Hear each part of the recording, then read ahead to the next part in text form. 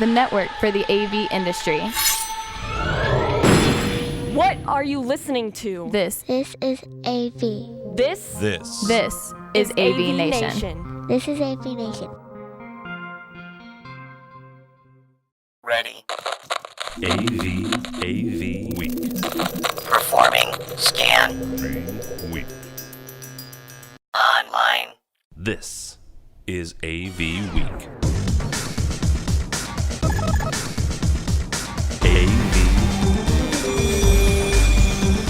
AVWeek.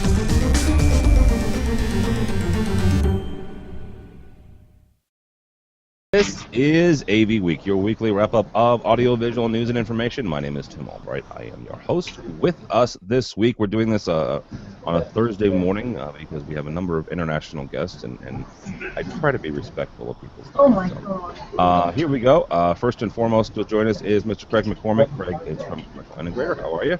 Doing great. How about yourself? Doing well. Also with us is Michael Braithwaite. Michael is from Pier 1. Good morning, sir. Good morning. Now we have the first of our international guests, Sandra. Sandra is from HD Base T, based in Israel. Good morning, or afternoon, rather. It's afternoon. Good morning, Tim. Also with us from AV Stumple, Mr. Kevin. How are you? Top of the morning to you, sir. All right. And last but not least, Clive is from AV Magazine, and he's also going to be my landlord for the week of ISE. Good morning, sir, or afternoon. Good morning, good afternoon, good morning. I'm still in good morning mode, but it's obviously afternoon. So. All right. Yes, we're looking forward to it. Thank you very much for having you. Thank you very much, sir. And for those of you who are going to ISD, and even those of you who aren't, we have a booth. It's a small booth. You can come by, meet us, and we'll give you have some candy or some Heineken or something at ISD. But to do our shows, AV Magazine has been very gracious and kind, and that's where we're going to be recording our AV Weeks. We're doing an EdTech there, residential show there, and we're doing a daily wrap-up show there at AV Magazine's booth. So thank you very much, sir. Well, it's a small booth filled by big people, so we're going to have like personalities. That's the problem. Is physically and personally, I hope. Yeah, I'm so big. A 3 meter by 3 meter booth is like shoebox. I don't know. All right, let's kick this show off here. First and foremost, from 9to5mac.com. This is a new website for me. Apple manufacturer Foxconn bids $5.3 billion to acquire display maker Sharp. Now, here's the thing, guys. Sharp has been in and out of trouble financially for a number of years. Samsung poured some money into them a number of years ago. Not enough to take them over, but honestly, kind of enough to keep them afloat. And now you've got this announcement by Foxconn saying, hey, we're going to be pretty aggressive with this. We're going to just take it over. Sharp has been one of the display manufacturers, one of the people that actually make the displays for the iPhone, and a number of other things. In addition, they make displays, right? They make displays. Here recently, they pulled out of the U.S. market, but they are still pretty heavily involved in other markets around the world. Craig, we'll start with you on this. What does this mean for Sharp, and does it mean that they maybe get back into the U.S. market, or is this just a ploy to kind of shore up maybe Foxconn's supply chain? I think probably more of the latter. That it's probably a supply chain issue that maybe Foxconn sees a gap in what they have to offer, and they see a vulnerable company in Sharp, and they're looking to make a deal. I mean, that's kind of how business works. I don't know that this means that we'll see Sharp with a giant booth at Infocom or something like that, coming in June or anything like that. But I think it's just, it's Foxconn, coming in, throwing them a lifeline, and seeing maybe if they can take some of their people, take some of their knowledge, and apply it to to what Apple's doing. And that was the other thing, is they said that they're going to keep all the people, which is typically what you say when you're getting ready to take over a company. I'm not being pessimistic here, but I would be shocked if everybody stayed and this, that, and the other. Clive, from your perspective, and sitting in London and looking at that more global thing, what does this do for Sharp's kind of global presence?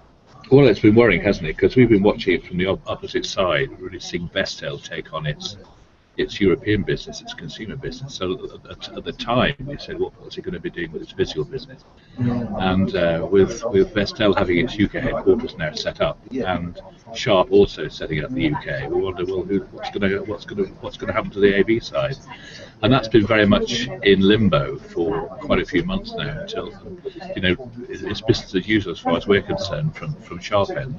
But clearly, the writing's been on the wall for quite a while, because Sharp must be in a process of rethinking how it does its business and rethinking its costs and so on. So it's been a little bit confused, and Vestel is utterly huge.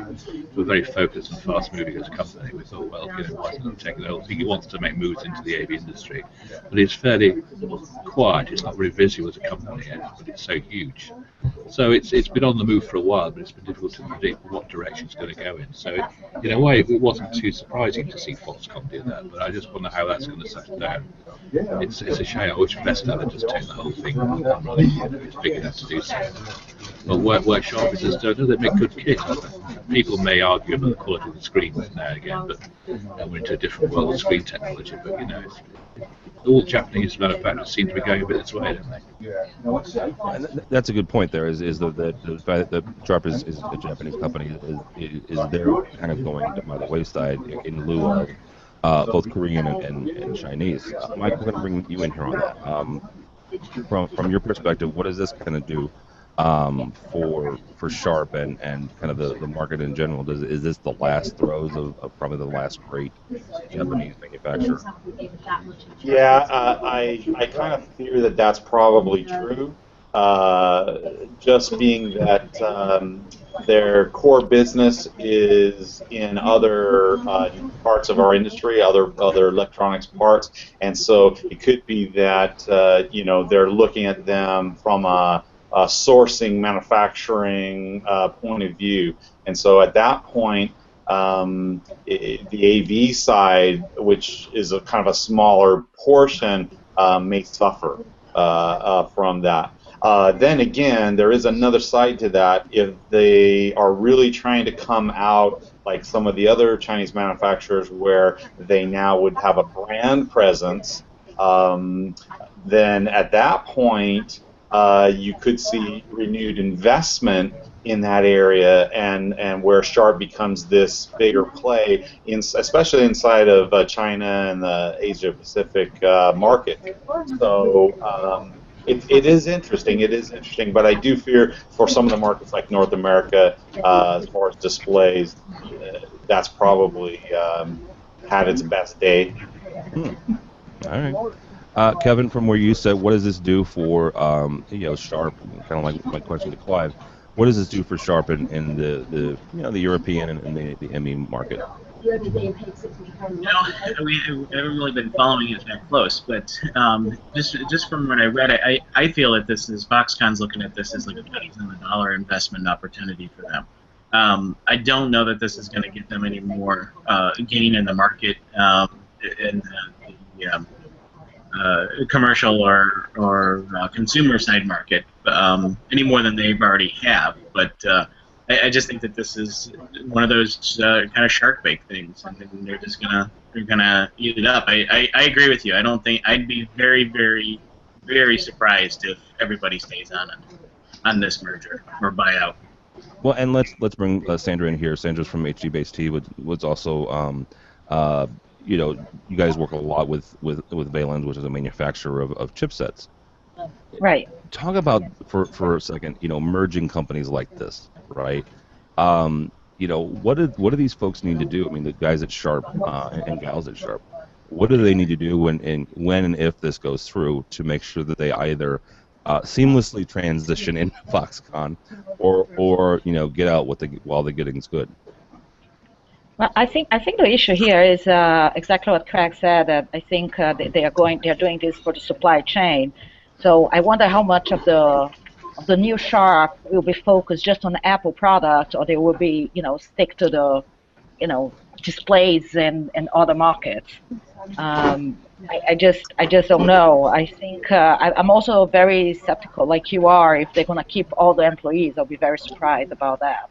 Yeah.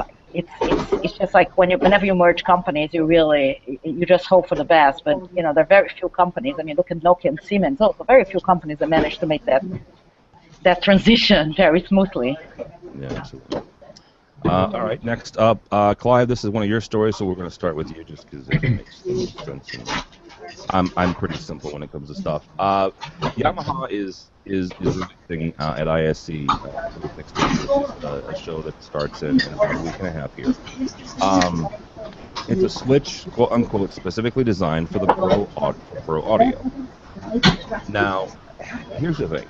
When I first read the story, I was like, okay, that's kind of silly. And I was like, I'm not quite sure why we need this. The one thing I will point out is, according to the article, flipping a single dip switch allows an optimized Dante setup to be instantly recalled, making the switches ideal for audio engineers who have no experience in IP networking, which is still an issue. Right? We still have folks who don't understand this. We still have both live staging and events folks and audio install folks who don't get how to do this. So, Clive, my question to you is why do we need a switch that's optimized for audio? Well, it's a whole can of worms going on here with audio business anyway. And I think the problem is business isn't doing audio networking full stop. We're trying to get the education pumped up. We're trying to look at products that make the installation of this sort of technology easier and easier, because we're wondering who's got the skills to put this stuff in. So it seems to be a bit of a grey area between traditional IT skills, audio skills, and AV skills installing this stuff in companies. And these sort of products are coming out, which are Dante boxes, hopefully geared up towards making the whole process simpler for companies to implement according to a so-called, it's not a standard, but it's a way into getting audio into companies. So any kind of product which purports to do something like this is, we're not technical specialists, but we're trying to think, well, they're going in the right direction at least. Surprised to see Yamaha do it. I thought that's an interesting one. We're looking at all kinds of companies like Sennheiser and all the other traditional audio people crawling all over companies at the moment to try and get them to invest in audio and do it seriously with wireless installations and so on. And we've even launched AV Academy, which is a big education thing to try and find out why companies aren't buying and how these big audio manufacturers can talk to companies, explain what's what, why audio is important. And as a former IT journalist, I just had great difficulty understanding why it's part of the network. What's the problem? Why can't you just plug stuff in and make it work? Yeah. And the last 5 years we had all this problem of the kit's not there are no compatibility standards going on. So Dante's grown, I suppose. It's the only way in at the moment, as far as I can see. So that's part of the reason. It's just to get perception going and look at products differently. And perhaps this one was the first one that came along that seemed to fulfill that criteria. Well, as luck would have it, we do have an audio person on. His name is Michael. Mike, you're from Clear One, obviously, and don't go slamming on Yamaha, but just in general, why do we need this, or do we need this? Well, while I am generally encouraged at any AV over IP type products, the slight problem I have with this is I would call this a pacifier product. In other words, the deployments that go on in the field, in the world, are from end users, and the IT departments at end users usually have specific infrastructures that they work with and that they work on. And the fear of a product like this is basically then you're relegated to the AV closet again. Okay, here, where your matrix switch used to be, here's this switch. The problem is if you're really going to be integrated with the rest of the IT world, having one specialized or proprietary AV switch, so to speak, where the IT administration of almost all the end users are going to frown on and look on this. When you're talking about audio and video over IP, you're talking about multicast assisted network. That means you're really on a huge network with lots of IDFs all over and all of that. You need a real stacked solution that shares the multicast information and queries and so forth. And so that's the only problem I have with this is well, actually, I'm sorry. There's two problems, as Tim alluded to. The second problem is that's why I call it a pacifier product, and that is if you're in AV today, you do need to understand networking, and you do need to start working towards that. If you buy a product where I don't need to really understand networking and just put it in and it works, then how different are you from just somebody putting a matrix switch and running the Cat5s into the matrix switch? So I have a lot of mixed feelings about it. Okay, so let me take one thing you said there. You said it's a pacifier. Don't we need a pacifier, though? And I mentioned this. Clive mentioned the AV Academy, which I think is a great idea and something I think that we should do here in the States. It's there that AV Magazine is sponsoring it. It's all over the UK. They have several different locations where you can learn not only just basic audio skills, but also some of the networking stuff. So don't we need a pacifier for folks who still don't know this and are too old or think they're too old to learn this? But here's the problem with the pacifier. Okay, is the reality is they need to bring on the skills that are necessary from a networking point of view. And so, yes, if you had it in your office to evaluate and to test things for you, but to be honest, you are not, from a global perspective, going to go into a Fortune 500 company and ask them to use that in their infrastructure. And the problem with being relegated to an AV closet is in order for this industry to grow further than we are now, we have to be on the normal IT infrastructure, and we have to work towards that. And so, again, I'm okay if somebody brings it in their shop and they learn, great, here's some ways to understand some networking, but it's not a real world product. It's not a product that's going to be adopted from an end user and an IT administration point of view. If this was Cisco that made that announcement, and Cisco had a whole line of infrastructure, enterprise level that had a dip switch that you could flip and it would do that, that's more interesting because it might have an actual chance to be deployed in the real world.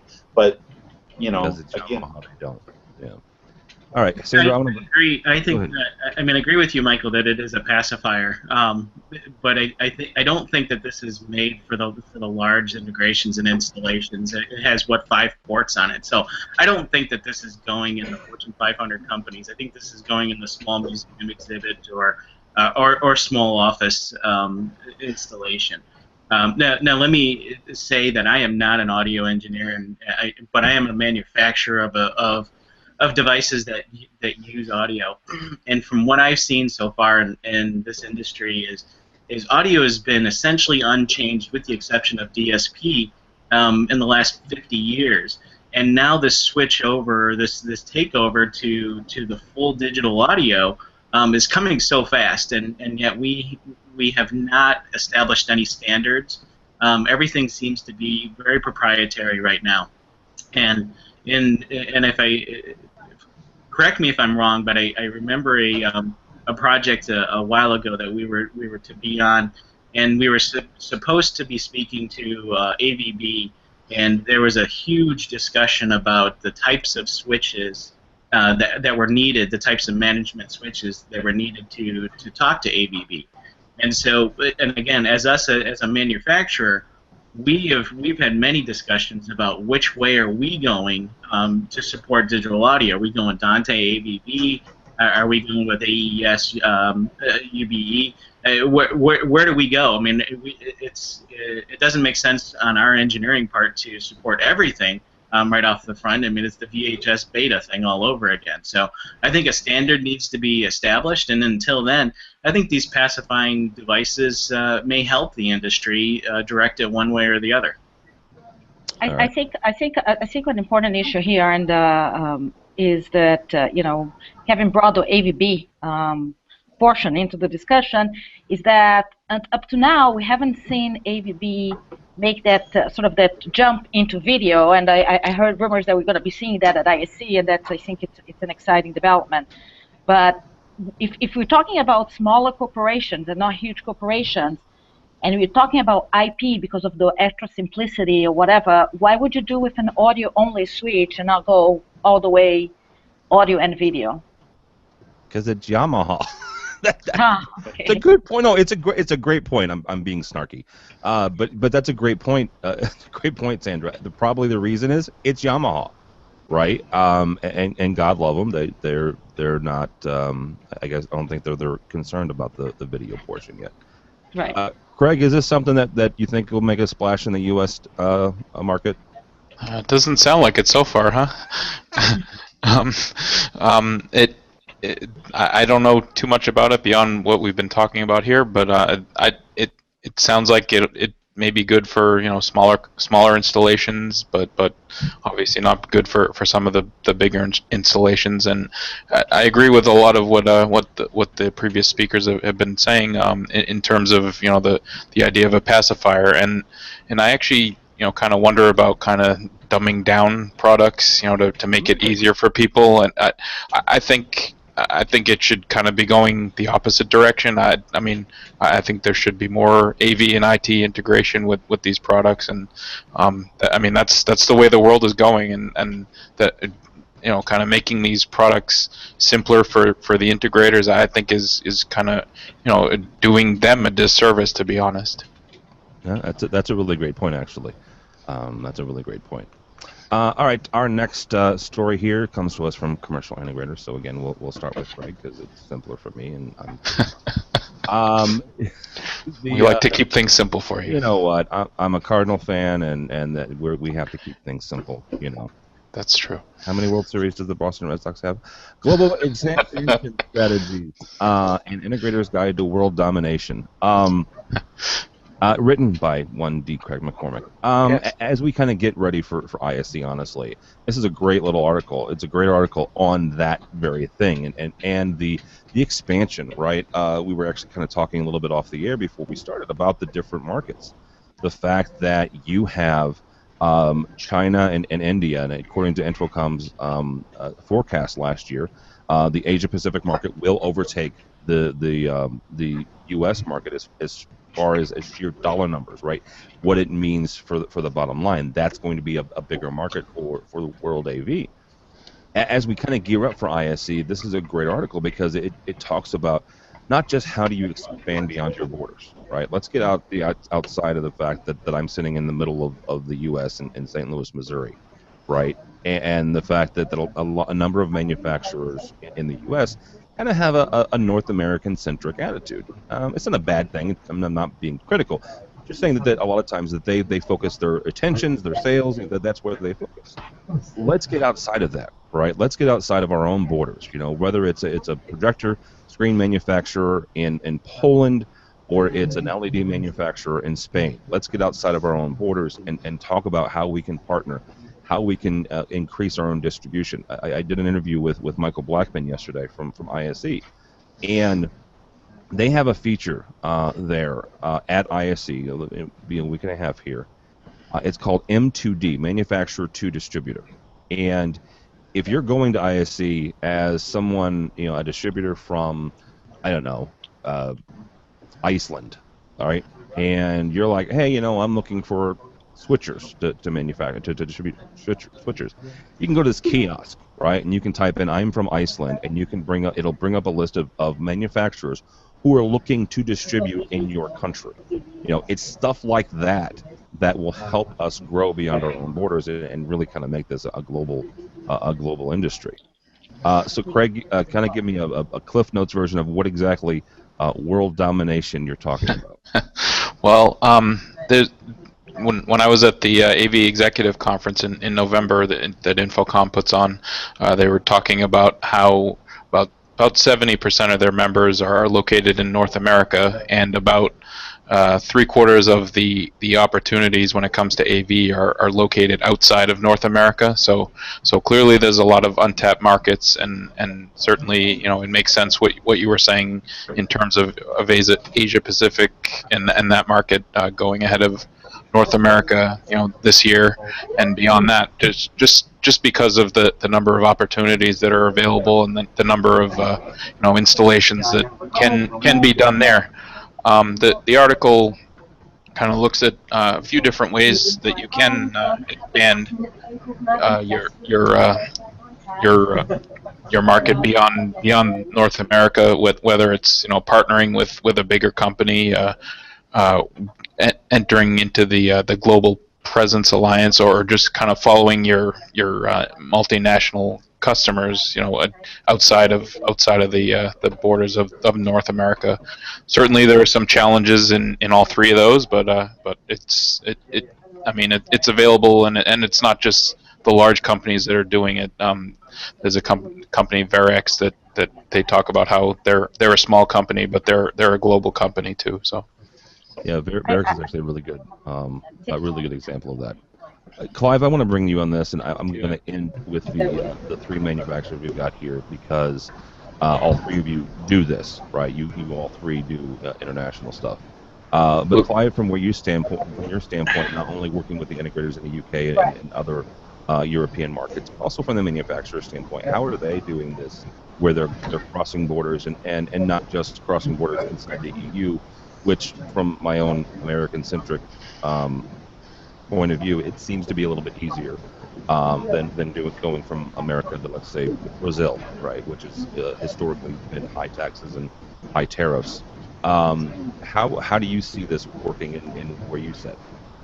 Well, it's interesting because we were thinking of this year and next, looking more at the global issues involved in integration. I realised that no one really knew what they were, and we thought, well, how on earth?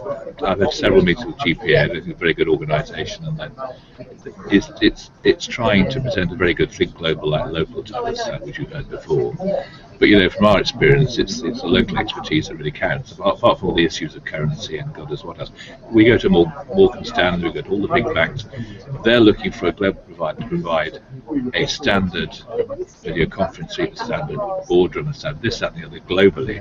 They may be using local suppliers, but they want an overall best practice approach to installation globally, and they want one big integrator to handle that on their behalf. Ultimately, I don't know how it works. It's the answer. It's clearly going to deal with the big players, but the weakest link is a local provider. Now, all the members have their own expertise. 80% of their business has to be in that country they're operating within. So, in a sense, you can see potentially that there are various trust issues they've got around to make it work, where everybody realises that it's in their interest to operate locally within a big organisation. But the world is going that way, and it's like the big rollouts of digital science we haven't seen throughout Europe. There's been no big integrator to do that. And I think it was the AV industry geared up to all this. It's mainly the IT integrators that have all the muscle to do the big integration projects. But the only route AV has, as far as I can see, is by doing this sort of AVI, SPL, or Verex, or whoever. The big providers all linking up and pooling local resources to be able to operate efficiently to provide a global contract to the big players. How it works in practice, regardless of currency and various other operating issues, I don't know. We try and look at the overall picture. We try and run more business features, looking at all this. But it's very difficult to, you've got the clear picture of what it's like to roll out two countries, but you can't get permission or access to a third as part of that major project. So it's difficult to gauge how it works in practice. We're going to try and do more and more of this practical thing to find out how it works, really. But it's not an easy picture to really understand how it works.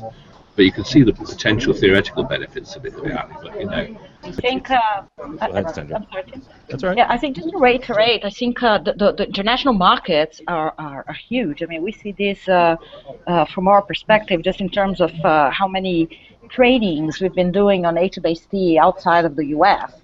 And there's almost like a hunger. I mean, we did trainings in Brazil, Colombia, Poland.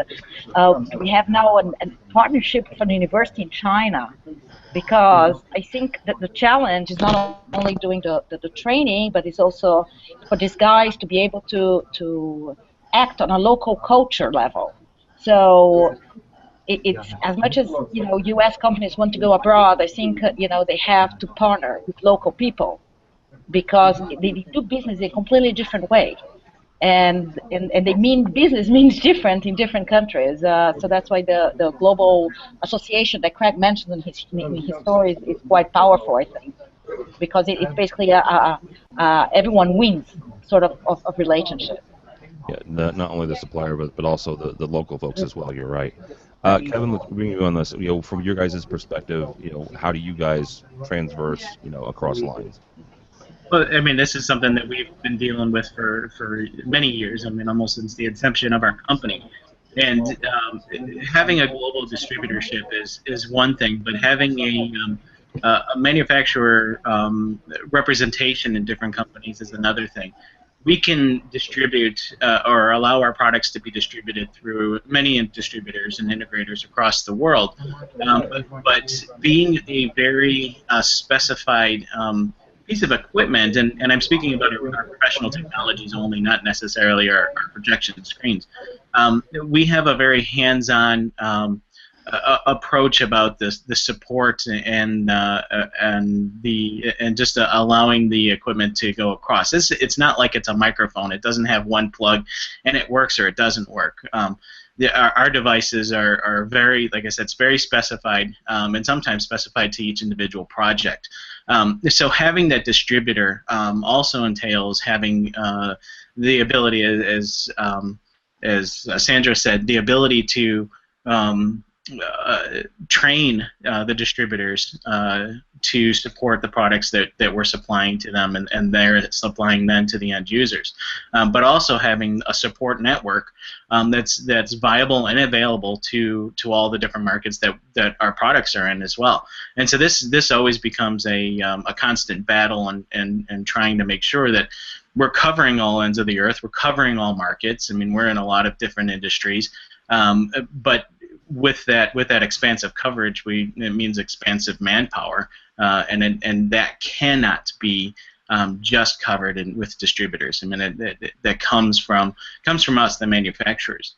I run the U.S. office, which is wholly owned by the Austrian office, but not all of our offices are that way. I mean, we do have partners and we have distributors. So it comes down to, is this going to be something that's going to be a box that's pushed across the counter, or is this something that takes a lot of training and hand-holding, after sale? Yeah, and that's a very good point. Is how difficult the product is to integrate. Mr. Braithwaite, can I say where you've been? Is that sure? Okay. I want to make sure before I say this. Michael works for Clear One. He's been in and out of China. I think as long as I've known him, actually. And so you've got a kind of a cool perspective. You work for Clear One. You're based out of the U.S., but you've gone back and forth. So you've kind of experienced this from the manufacturer's standpoint. How do you guys do that? I mean, how do you work that relationship? Well, I'll tell you, it is quite challenging for a lot of the reasons that were mentioned from some of the other speakers. But also, I would add or extend onto that is you also have challenges, even things like currency. In the past year, for example, you might be specified in a project in China a year ago, but the currency has actually been manipulated 3 times since that bid was awarded. And so now, if you're trading in dollars, for example, as a North American manufacturer like Clear One, there's a huge disadvantage to the fact that all of a sudden your product is 3 to 4 times more than it was when the bid was awarded. The second part of that, and some of this in the election season in the U.S., you might want to call this a nationalist movement, but inside of China, there's a huge effort for Chinese-made products that are being specified, especially in lots of the infrastructure projects and all of that. So you have this same thing. We see that a little bit in the U.S. Obviously, protection part. But when you see it on the reverse side, it's pretty strong. And if you add to that everything that was said about support, training, RMAs. You know, in the U.S., we're a little spoiled. Like a dealer may have a defective product or something, and they can RMA or advance replace that relatively quickly. You'll be talking to folks especially in the South Asia. It takes 30 days. It takes a month to process an RMA in some of those areas, and you know how the end user would. I mean, a lot of our customers will get slaughtered if you were talking RMA that took a month type long. So yes, the logistics, the support. And the biggest one, especially in China, that's happened is the currency manipulation that has completely hurt all outside of China AV manufacturers. I mean, it's even worse in Brazil. I mean, you have a country like Brazil who's been going through a major economical sort of, you know, really storm going on right now. The dollar pretty much doubled the past year. So subsidiaries of companies, of manufacturers who are in Brazil, because it's much cheaper to manufacture in Brazil, they still have their quotas or their whatever, the revenues that they need to meet in dollars, except that now the dollar is twice as expensive for them. So that means they have, all of a sudden, the quota just doubled. And it's a unsustainable situation, and lots of people are losing their jobs. Yeah, that was one of the things. Is my first trip to ISE was last year. That was my first education into this whole thing, where I was talking to a manufacturer about Brazil and about shipping to Brazil, and they said that the tariffs are so high that a product that costs $1,000 would cost $3,000 in Brazil. Absolutely. So in talking with some other manufacturing friends, let's just say that they have interesting ways around that. Everything from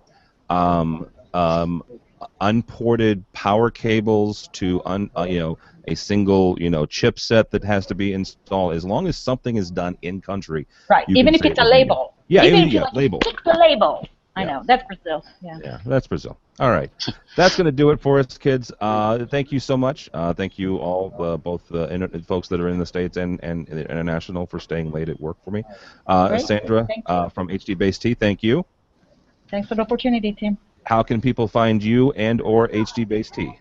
Twitter at HBaseT, and also on our website at www.hbast.org. Sandra at hbast.org also works. All right, and the booth at ISE. The booth at the ISE, we are in Hall 5, booth U92. We also have a tweet up with you guys on Wednesday at 4 o'clock, so everyone is invited. We have some really cool drinks. Very cool drinks and some very cool bartenders. I know, that's what I heard, yes. They look good, but let's put it this way. So everyone is definitely invited at 4 o'clock on Wednesday, February 10th. Very good. All right, Mr. Braithwaite, how can people find you and Clear One, sir? Clear1.com is the best place to catch up with us, and we appreciate the opportunity, as always, to lend a hand, and we'll definitely be looking for everyone at ISE. All right. Do you know your booth number there? I don't. I was trying to grab it, but I don't. If you get it before the end, we'll come back to you. How about that? Kevin from AV Stumple, thank you, bud. Thank you. This was fun. Good. I had a good time. How can people find you? avstumpful.com. You can reach me directly, Kevin at avstumpful.com. And we'll be showing at ISE as well. We'll be in booth number 1H6, number 1G3. Well, good Lord. You got two, and you're right there. Hall 1, if you've not been to ISE, is the big one in the center where a lot of folks are. So, all right, Mr. Craig McCormick, you will not be exhibiting at ISE, but thank you, sir. I won't, although EH Publishing will have a booth. I do not know the number, though. But there will be awards and all kinds of magazines available for anybody who wants them. Very cool. And how can people find you? Commercialintegrator.com, or on Twitter, it's at Craig McCormick. Very good. And last but not least, Mr. Clive, thank you, sir. How can people find you in AV Magazine? AVinteractive.com. We're at ISE, as we both are, in Hall 6, N152. Yep. We'll have some video sessions being filmed as well throughout the show, one a day or twice a day in some cases. Enterprise IV audio, a variety of subjects that we'll get the good and worthy in our little studio and be able to have a chat with them as well. Yeah, absolutely. and they're actually AV Magazine is right around the corner from us. We're in 7. So come see us. Come see AV Magazine. See everybody. It's a fun show. It's a lot of fun. And as Michael Blackman said yesterday, the one advice he would give to folks is either come early or stay for the weekend, because the city of Amsterdam is just a cool city in general. So come hang out and grab some good music. So my name is Tim Albright. Don't follow me at this point in the football season, in the American football season. I'm complaining about the Bears not being in it yet again, except for the fact that what this last weekend was, guys, for those in the States. It was the 30th anniversary of the '85 Bears. Thank you very much. The last time they won the Super Bowl. I wish I knew who they beat. They beat the Patriots. Thank you very much. Yeah. The old Patriots, not this. Can't believe I lived all the way to this without knowing this. All right, it's not that important.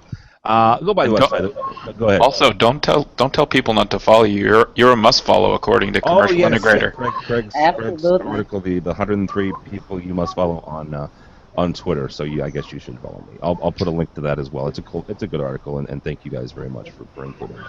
The website, AVNation.tv, AVNation.tv, you'll find this program, our specials. We're starting a couple of new shows. We're starting an official Resi Week weekly show. It starts recording on Monday. Mr. Matt D. Scott will be hosting that for a couple of times, and I will as well. A one-on-one interview program where I sit down with folks or Tucker or somebody else will sit down with folks and just do a one-on-one, right? Get into how they got in the industry and where they think the industry is going. So AVNation.tv, AVNation.tv. Thanks so much for listening. Thanks so much for watching. This has been AV.